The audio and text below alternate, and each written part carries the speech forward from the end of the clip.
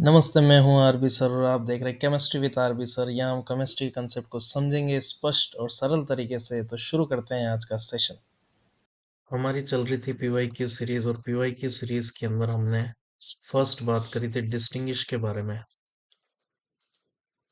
और डिस्टिंग्विश के मैंने 3 वीडियो अपलोड कर दिए हैं, आप जाके चेकआउट कर सकते हैं। और मैं सेकंड वीडियो जिस चीज के ऊपर बना रहा हूँ पीवाईक्यू सीरीज के अंदर, वो है हमारा बेंजीन डायज़ोनियम क्लोराइड।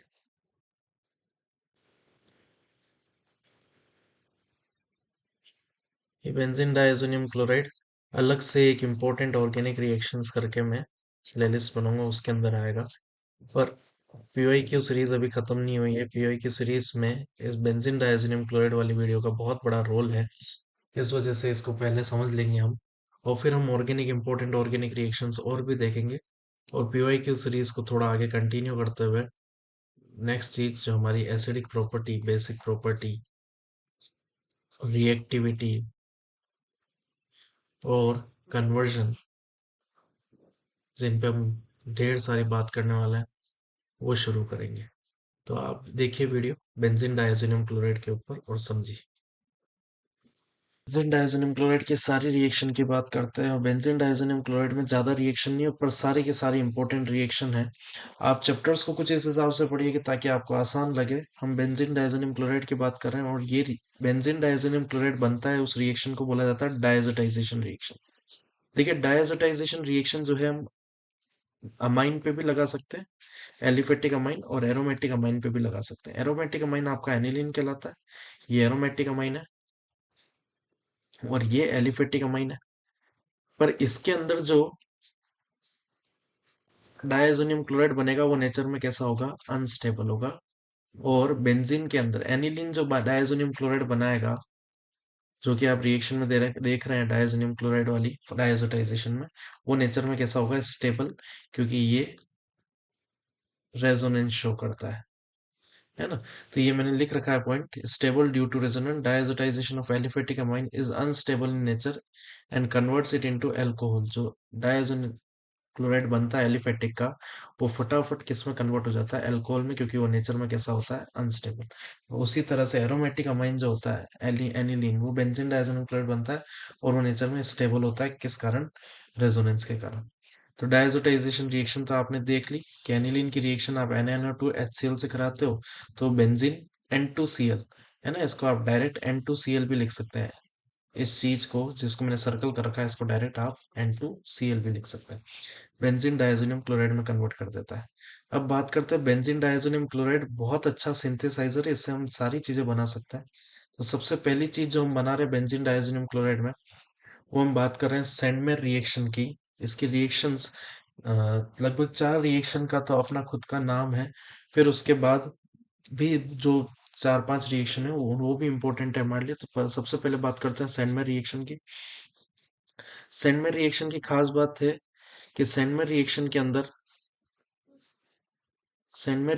अंदर जो बेंजीन डायज़ोनियम क्लोराइड है, बेंजीन के ऊपर N2Cl, वो N2Cl जो भी है, इसकी रिएक्शन आप CuCl HCl से कराते हो या CuBr HBr या CuCN HCN से कराते हो, तो आपको देखना है कि यहाँ पर H के साथ क्या जुड़ा हुआ है? Cl जुड़ा हुआ है, तो बेंजीन के ऊपर भी क्या जोड़ देना? Cl। H के साथ Br जुड़ा हुआ है तो बेंजीन के ऊपर Br, और H के साथ Cn तो बेंजीन के ऊपर Cn। जैसे कि मुझे कोई एक साइड में रिएक्शन करने को दे दी जाती है, तो मैं बेंजीन डायज़ोनियम क्लोराइड रिएक्शन लिखूंगा, और मैं रिएक्शन करा रहा हूँ CuCN HCN से। तो होगा क्या कि बेंजीन और H के साथ यहाँ Cn जुड़ा हुआ है, तो मैं ऊपर की साइड क्या जोड़ दूंगा?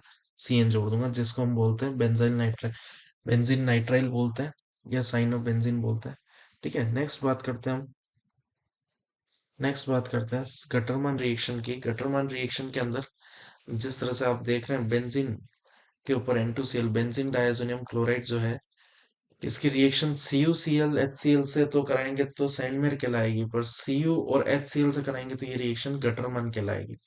और इसमें भी H पे Cl जुड़ा हुआ है, तो यहाँ बेंजीन के ऊपर Cl जोड़ देना, H पे Br जुड़ा हुआ है तो बेंजीन के ऊपर Br। तो ये रिएक्शन भी आपकी किस फेज में आ सकती है? चाहे जिस फेज में आ सकती है। अगर बेंजीन डायज़ोनियम क्लोराइड की रिएक्शन Cu और HBr की प्रेजेंस में आ रही है, तो फिर आप H के साथ जो भी जुड़ा हुआ है उसे जोड़ दीजिएगा। हालांकि ध्यान रखिएगा कि हमेशा नाइट्रोजन जो होता है वो रिलीज हो जाता है। नेक्स्ट बात करते हैं, कटरमान रिएक्शन क्लियर है। नेक्स्ट बात करते हैं, इंपॉर्टेंट पॉइंट है, सैंडमेर रिएक्शन और कटरमान रिएक्शन में ज्यादा इंपॉर्टेंट कौन सी रिएक्शन है? तो सैंडमेर रिएक्शन और कटरमान में ज्यादातर हम सैंडमेर रिएक्शन को प्रेफर करते हैं। सैंडमेर जो रिएक्शन है वो ज्यादा प्रेफर होती है। कारण क्या है इसके पीछे का? क्योंकि ये ज्यादा यील्ड देता है, मतलब ज्यादा प्रोडक्ट देता है, और ज्यादा प्रोडक्ट देगा तो ऑब्वियस सी बात है कि वो ज्यादा प्रोडक्टिव होगा, ज्यादा प्रोडक्टिव होगा तो इसी को ज्यादा बेटर माना जाता है सेंट गटरमान से। अब बात करते हैं नेक्स्ट थर्ड रिएक्शन की, बोल्स शीमान रिएक्शन। बोल्स शीमान रिएक्शन में बेंजीन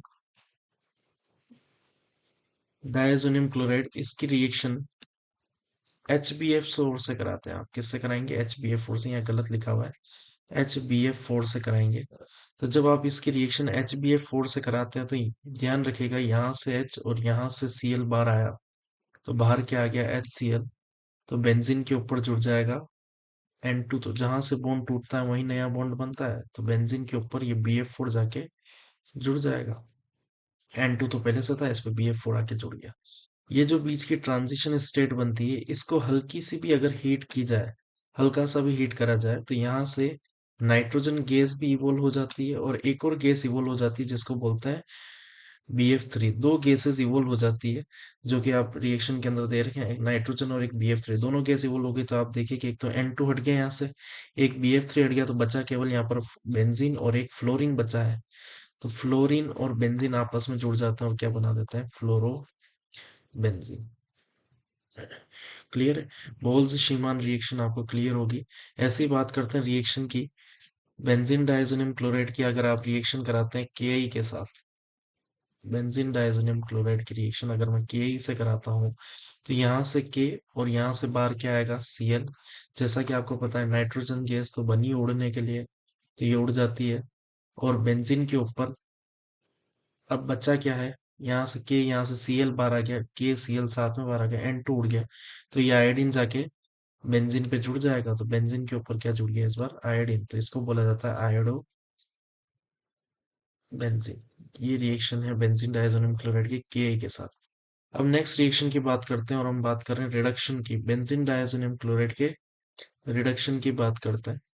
तो बेंजीन डायजोनियम क्लोराइड का रिडक्शन अगर देखा जाए, पर N2Cl, इसकी रिएक्शन जब आप H3PO2 से कराते हैं H2O की प्रेजेंस में, तो होता क्या है कि ये रिडक्शन रिएक्शन है, यहाँ से N2 भी हटा देता है, H3PO3 बन के एक चीज बाहर निकलती है और एक HCl बन के बाहर चीज निकलती है, और बेंजीन के ऊपर कुछ भी नहीं बचता। मतलब बेंजीन बनाने के लिए रिएक्शन यूज में आती है, रिडक्शन कहलाती है रिएक्शन।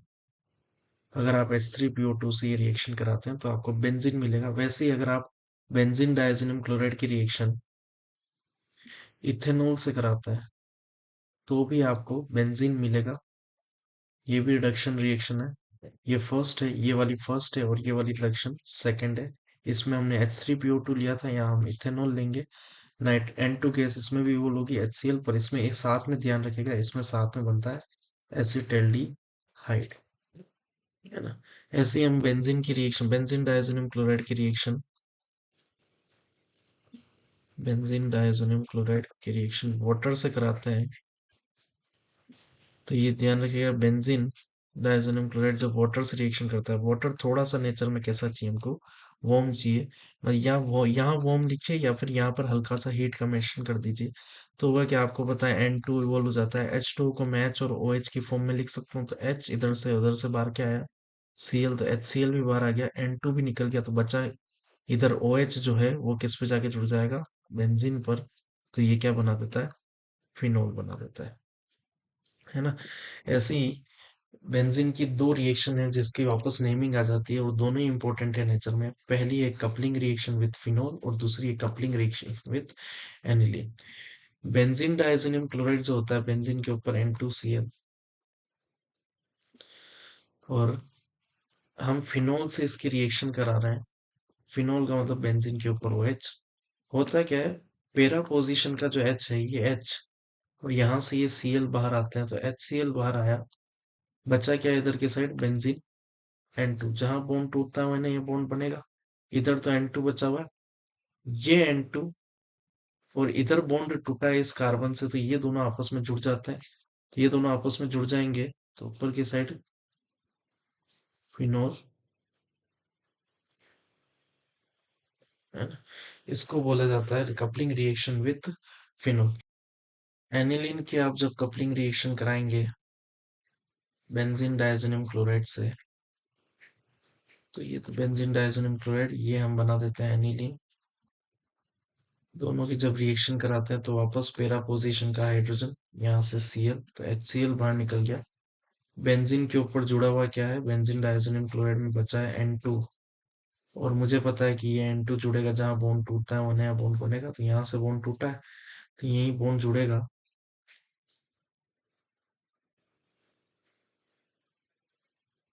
क्लियर है, ये कपलिंग रिएक्शन एनिलीन के साथ। तो बेंजीन डायजोनियम क्लोराइड बहुत ही अच्छा सिंथेसाइजर है, आप देख सकते हैं। बेंजीन डायजोनियम क्लोराइड को हम हेलो एरिन में कन्वर्ट कर सकते हैं। हेलो एरिन में कन्वर्ट करने के लिए एक रिएक्शन है सैंडमेर, एक रिएक्शन है गटरमा, एक रिएक्शन है बोल्स,